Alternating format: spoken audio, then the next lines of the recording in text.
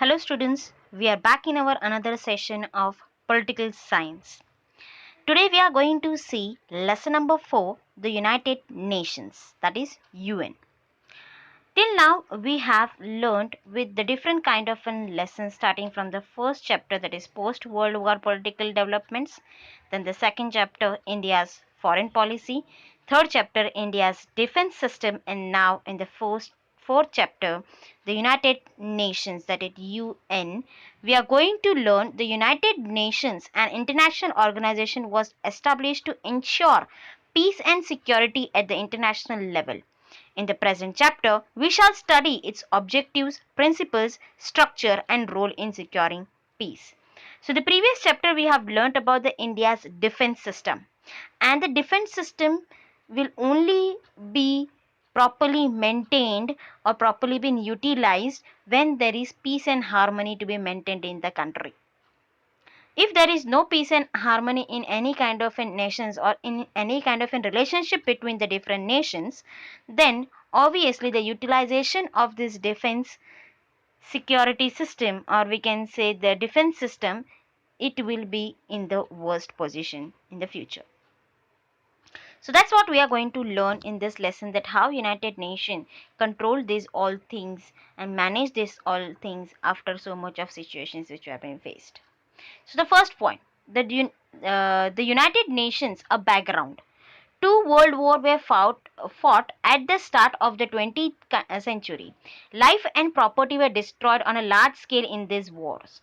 As a result, the League of Nations was established after the First World War, and the United Nations was established after the Second World War. Out of a realization that there has to be a mechanism to establish world peace.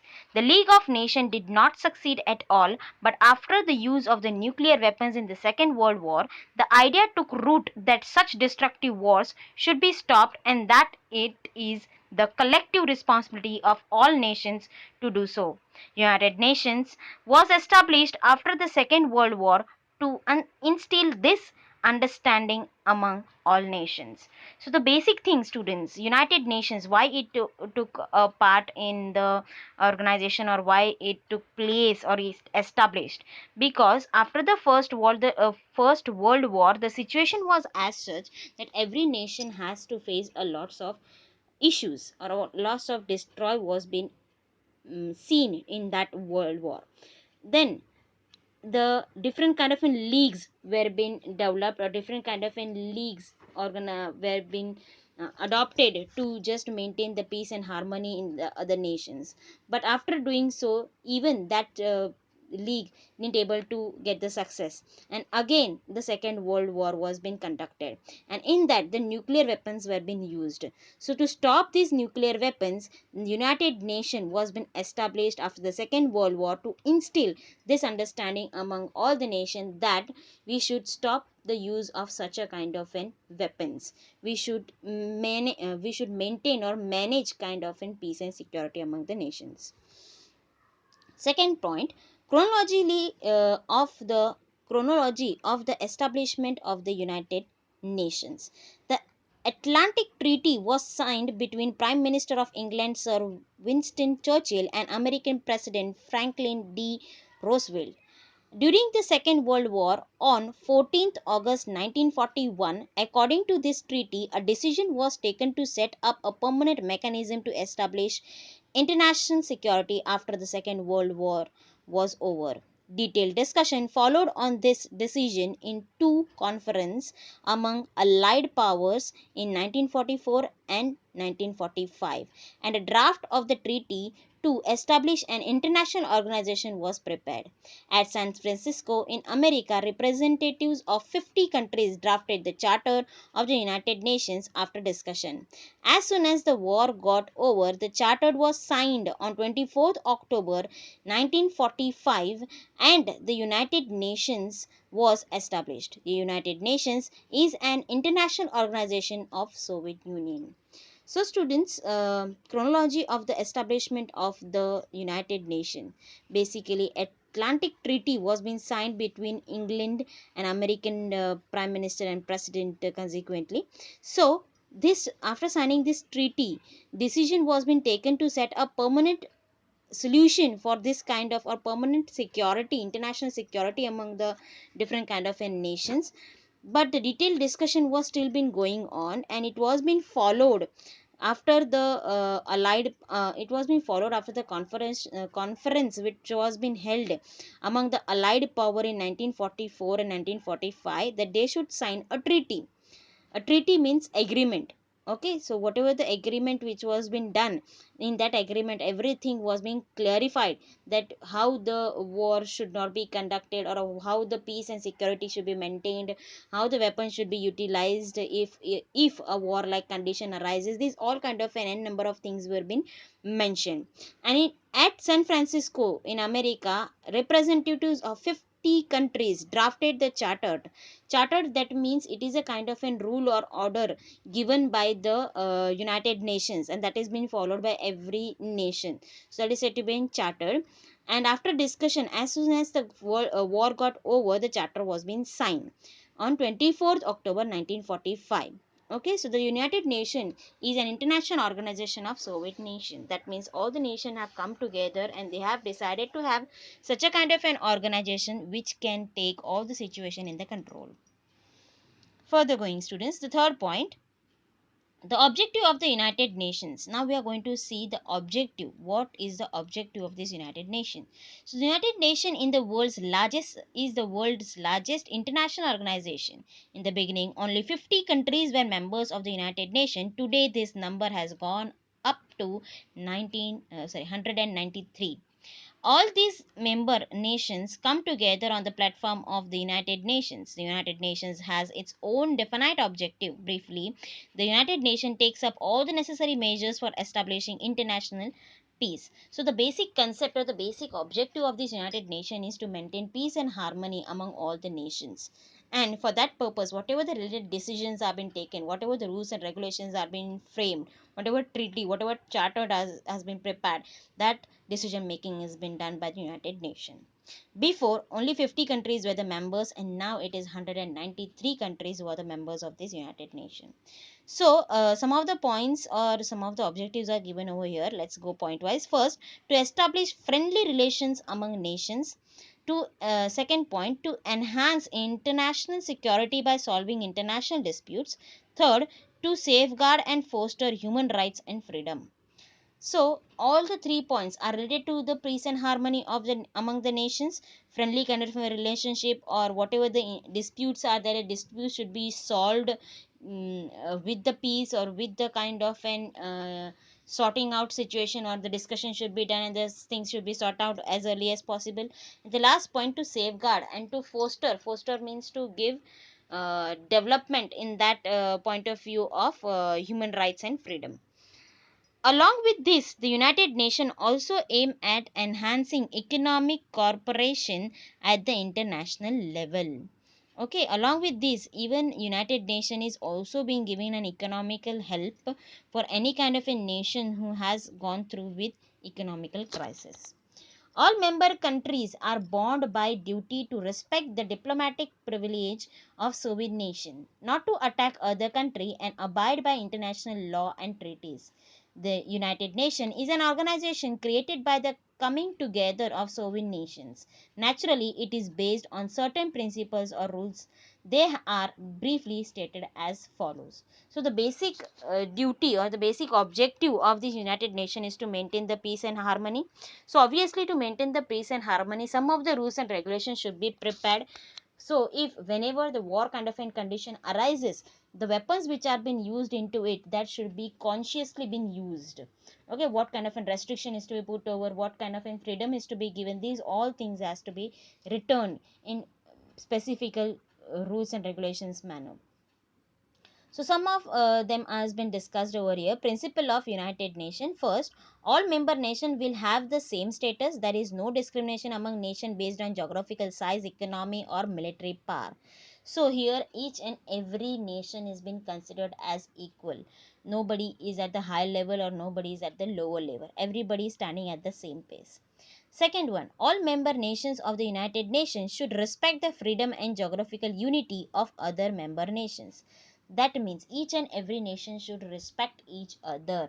Nobody is going to pinpoint or make a kind of a statement about related to any kind of an drawbacks or the negative part of that particular nation. Third, all member nations should solve their international disputes and mutual differences by peaceful means. Means whatever their international disputes are there, those disputes should be peacefully been managed. Nobody is going to be aggressive, or nobody is going to directly open up a kind of a decision is to be taken by any nation for war purpose or such a kind of and much more things. So these were the principles of the United Nations. Structure of United Nations. So what is the structure of United Nations and how the United Nations is working out? So United Nations Charter describes the structure and functioning of the organization. So that's obviously for the success of this peace and harmony, the United Nations has some kind of an structure, and in that the United Nations has six main organs. So which are the six main organs? First is General Assembly, second is Security Council, third is Economic and Social Council, fourth is International Court of Justice, fifth is Trusteeship Council, and sixth is Secretariat. Okay, so these are the six main pillars or main organs on which the United Nation is being based upon. Here the picture is given of the United Nations General Assembly, where each and every nation's members are being present and they are taking part in the discussion, and this discussion is being basically held during the particular time duration in the year, and at that time duration itself the members are coming together, having the discussion and having the solution of their issues. Going further, apart from these six major organs, there are many affiliated organizations of the United Nations that help in its functions. They are called specialized agencies working in special areas. They help different nations in those areas. The following are some of these important agencies. So, apart from these six major organs, there are some more helping hands which are giving the support to them, which are giving support to the nations wherever they are lacking behind in that particular field. So they are as follows: International Labour Organization, Food and Agricultural Organization, World Health Organization, World Bank, International Monetary Fund, United Nations Children's Fund, United Nations Educational, Scientific and Cultural Organization. So these are some of the helping hands for the United Nations, and they are specifically been helping out in their specific field. So the first major organ is General Assembly. So let's see what is been given related to the General Assembly. All the member country are members of the General Assembly. The position and the status of all the countries, whether they are rich or poor, big or small, is the same. Every year, the General Assembly meets in this session from September to December. During the session, the General Assembly discusses important issues like environment, disarmament, etc. The decision in the General Assembly are taken by majority. These decisions are in the form of resolution. Thus, the General Assembly only passes resolutions. It does not make laws. The significance of the General Assembly lies in being a platform for representatives of the member nations to come together and discuss and make policy decision on issues of global importance. So the basic and the very important part of the General Assembly is that the General Assembly just see that their whatever the kind of disputes been created, that disputes is to be resolved. They just try to make the resolution of the whatever kind of an issues which has been created, but they don't have any right to pass a law or to make a law. And whatever decisions they are making, the decision is discussed among the member nations, which are the representative members. They only take the kind of a discussion to be conducted, and they try to bring out the resolutions of it. And for this purpose, every year in the month of September to December, they are all the nations are coming together in the General Assembly, and they are discussing among the such a kind of an topic, and they try to bring the resolution of it. Function of General Assembly: first, to elect the non-permanent members of the Security Council; second, to choose the United Nations Secretary General and the judges of the International Court of Justice in consultation with the Security Council; Third point, to pass the annual budget of the United Nations. So these three are the functions of General Assembly, and they have only the right till their limitations. The headquarters of the United Nations are at New York. English, French, Russian, Spanish, Chinese, and Arabic are the official language of the United Nations. So these are the specific kind of languages which has been used in United Nations. And New York, this is the place where the headquarters are being situated. Security Council. There are 15 members in the Security Council. Of them, 5 are permanent members while 10 are non-permanent members. The non-permanent members are chosen every 2 years by the General Assembly. America, Russia, England, France and China are permanent members of the Security Council. They have the veto power, and for any decision to be taken, the assent of all 5 permanent members and 4 non-permanent members is necessary. If even one of the 5 permanent member use his veto, that is gives a negative vote, the decision cannot be taken. So talking about the Security Council, which Security Council is such a kind of a council which take care of the security of any nation. So whatever the issues are put up over here in the front of Security Council, there are basically 15 members, but from that 15 members, 5 members are permanent members and remaining 10 are non-permanent members. But from them, the 5 permanent members, that is America, Russia, England, France and China, if any decision is to be taken, and from these 5 countries, if any one country is not supporting for that solution or the resolution which they have got towards, then the decision will not be taken. That is, for taking the right decision, each and every permanent member of the Security Council should agree for that resolution. Function of the Security Council. The main responsibility of the Security Council is to maintain international peace and security. The Security Council may suggest one among the following alternatives in situations of the international conflict: end or resolve conflict and make efforts to establish peace, impose economic sanction, or take a decision of military action against the aggressor nation. So here the main function of the Security Council is to have the responsibility of maintaining peace and security. Okay, for that purpose the Security Council just makes the two decision. Just they can take the two basic decisions, and what are those? The first is to end or resolve the conflict which has been created to establish peace and harmony, and second, or else they can impose economic sanctions or take a decision of military action against the aggressor nation. So this is only the two basic decisions which they can take. Second, to prepare policies for arms control, means they have to think about at the maximum level that the arms should not be used. So without using arms and amenities, how they can resolve the situation that has been taken over by the Security Council. Third, to prepare policies, to play a joint role along with the General Assembly in the appointments of the judges of the International Court of Justice and of the United Nations Secretary General. So they are even appointing the judges as well as the Secretary General. United Nations Secretary General has been appointed by this Security Council and General Assembly together. Suggestions are being made to reform the Security Council and make it more democratic. India is making efforts to get the permanent member of the Security Council. So basically, India has a kind of a non-permanent membership over here, but still India is trying its level best to get the permanentship among over this Security Council. Going further, Economic and Social Council. The main objective of this organization is to coordinate the economic and social policies of the United Nations. The Council has 54 members. They are selected by the General Assembly.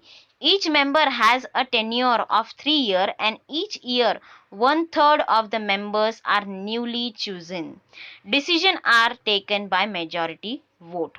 So this Economic and Social Council has the 3 members. Okay, and these council has 54 members.